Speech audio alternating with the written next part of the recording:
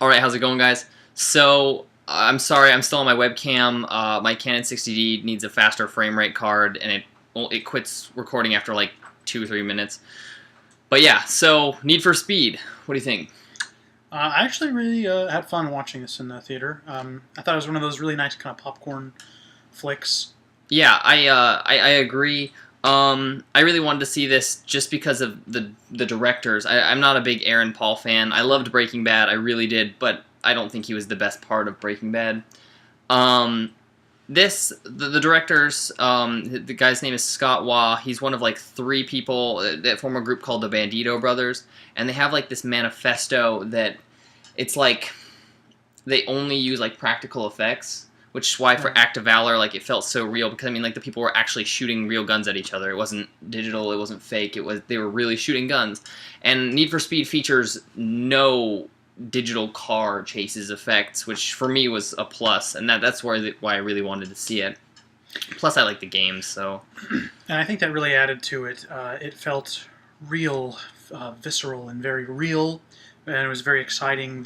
What they were able to pull off in the film, as far as effects goes, was really impressive too. Yeah. The races in this movie are really fantastic. This is probably one of the best car racing movies I've seen. I'm not going to say ever, just kind of like for a while. Fast and Furious has moved away from like street racing and moved into more like action, and this is street racing. This is like Tokyo Drift, Fast and Furious. It's a little edgier than what you might be used to, and I think that put off a lot of people who just don't understand it. I've read so many fucking critics, and I'm sorry, I'm gonna go off for a second, but like so many fucking internet hipster retards. That's not PC. I'm sorry, but they just they just fucking I don't know. They just like judge it. And I was reading one review that was like pissed off. It's like, why don't the characters are all like homicidal maniacs, and like they have no regard for any of the other drivers.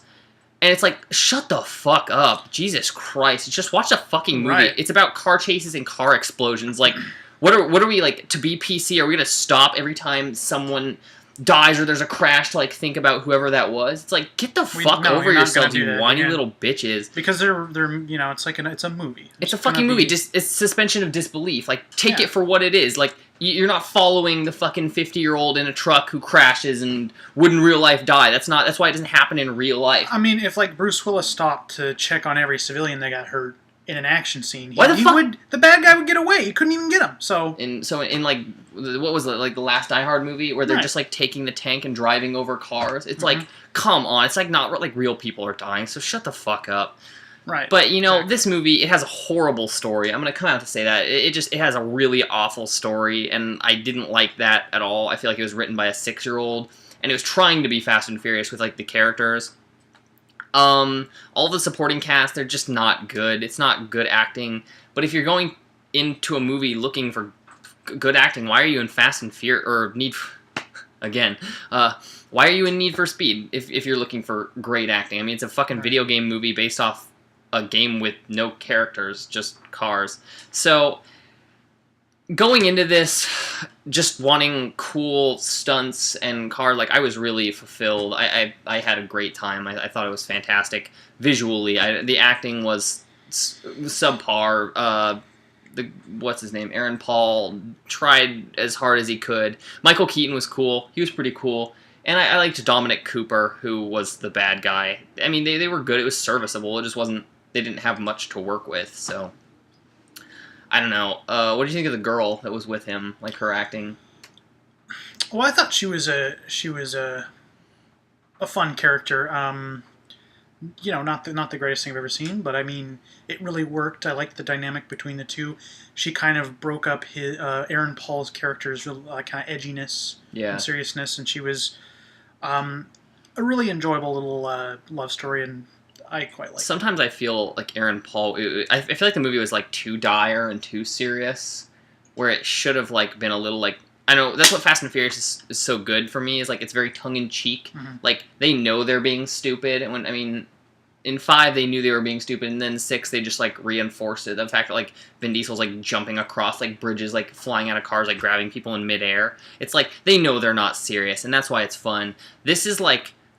really serious, and to its detriment a little bit, because it makes the acting, they're like not having as much fun. Right. The girl's name's Imogen Poots, and that's a funny name, but His she's name in like is Imogen Poots? the blonde girl. Oh, okay. She's in like 28 Weeks Later and Fright Night. Oh. Yeah, I thought she looked familiar. Yeah, so, she's in like the new okay. Fright Night. I really like that movie too. But Okay. yeah, Need for Speed, it's fun. I mean, if you like car chases, go watch this movie. You're gonna enjoy the shit out of it. I enjoyed the shit out of it. I didn't go in expecting anything other than what I got, and yeah, I'm happy with what I got. I felt like it was a good popcorn movie to sit and watch things explode for a little bit. Some of the jokes were hit and miss, kind of cringeworthy, but I don't regret it, and I'd probably go see it again. I'd probably pay to see it again just for the spectacle and the beauty of like the practical effects, because that really had a lot of craftsmanship, and watching things explode and crash was just really cool, not fucking digitally like everything else these days. Mm-hmm. I'm going to give Need for Speed a 7. I think it deserves a 7 in my book, because it fulfilled what it should have done. You know, what about you? I'm gonna go ahead and give it a 6. There, like I said, I really enjoyed it, especially. I mean, from the beginning, I was kind of but then towards the middle and the end, I did find myself enjoying it, and just a lot of hit and misses. But overall, I think it was fun enough in the theater. Yeah, so 6 and a 7. If your town has like a drive-in, catch it at a drive-in. I feel like we were actually talking about that. I feel like that would be like the perfect place to see this, or in a theater. I'd pay to go watch it. You know, I don't regret seeing it at all. Like, it's something I would pay to watch. I might buy it just for those practical effects. Hopefully they make a sequel. I just for what it is, you know what I mean? Fuck it, give me more cool car chases. Find something cool to do. But yeah, so go watch Need for Speed. Follow me on Twitter down below and let me know what you thought or what you were thinking about the movie, or anything like that, I guess. But I will catch you later, guys, and see you later.